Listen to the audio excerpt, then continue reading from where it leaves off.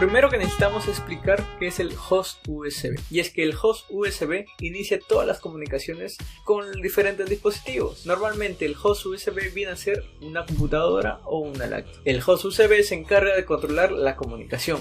Además de eso, suministra la energía, administra el flujo de datos, hace las verificaciones en los datos, controla el tiempo de comunicación. En conclusión, podríamos decir que es el máster en toda la comunicación. Y obviamente el dispositivo viene a ser el esclavo. Ahora, toda esta comunicación se realiza en intervalos de tiempos, llamados frames o paquetes. Y es que, por ejemplo, aquí tenemos en la imagen cómo sería un frame o un paquete. Y como habíamos dicho, es un intervalo de tiempo que está determinado por la velocidad del USB. Y normalmente un frame comienza con el start of frame o el inicio del cuadro de secuencia. Y en la parte interna podemos ver que tiene transacciones, ¿no? Y esas transacciones son las encargadas, son unos eventos los cuales transmiten diferentes datos desde el dispositivo hacia el máster, ¿no? Hacia el host USB. Pero para realizar la transferencia de datos conlleva que el host USB conozca unas ubicaciones de memoria ya predeterminadas por cada dispositivo. Y cada una de estas ubicaciones de memoria se llaman endpoints o puntos finales. Un endpoint los puntos finales son casilleros unidireccionales. ¿Qué quiere decir esto? Que solamente tienen una única dirección, no pueden ir de manera inversa, digamos, siempre van hacia un sentido o hacia el otro, nada más. Normalmente conocemos dos tipos, vamos a decir el endpoint out y el endpoint in. El out quiere decir que envía datos desde el host hacia el dispositivo, y el in quiere decir que envía datos desde el dispositivo hacia el host.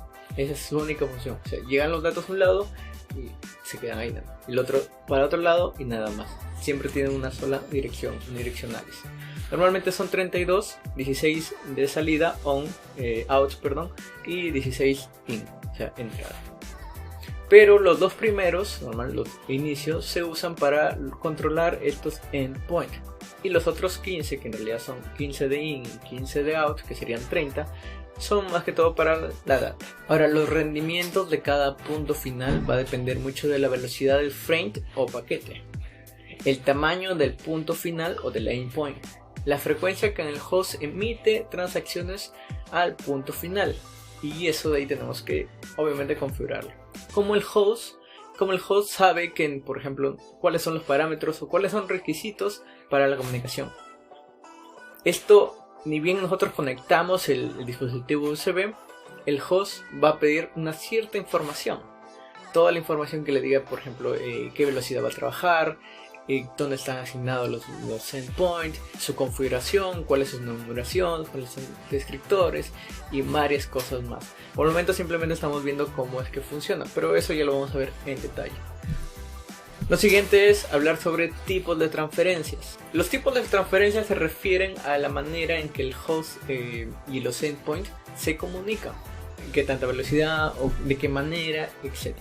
Existen diferentes tipos de frames, que eso lo hace el foro de desarrollo de USB, que ha dicho o definido o ha aprobado algunos tipos. Esos vamos a ver ahorita. Tenemos 4 tipos: transferencia de interrupción, transferencia isócrona, transferencia bulk y transferencia de control. Tipos de transferencias. Vamos a ver la primera transferencia, que sería la transferencia de interrupción. Y utilizan para transferir pequeñas cantidades de datos lo más rápido posible. Dentro de esa transferencia de datos usa la verificación de datos y además un alto ancho de banda. Uno de los beneficios de esta transferencia, este tipo, es que tiene una alta confiabilidad en la transferencia de datos. Y además su uso típico sería para mouse, para teclados, para dispositivos médicos. Transferencia isócrona.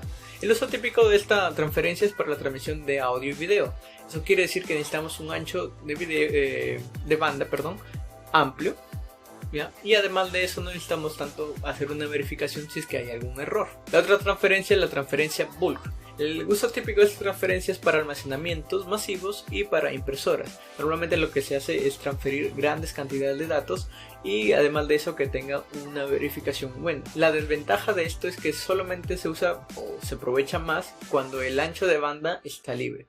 O sea, digamos, estamos usando diferentes buses y los anchos de banda están ocupados por otras cosas, va va, digamos, a disminuir y va a ser un poco más lento hasta que los otros dispositivos salgan.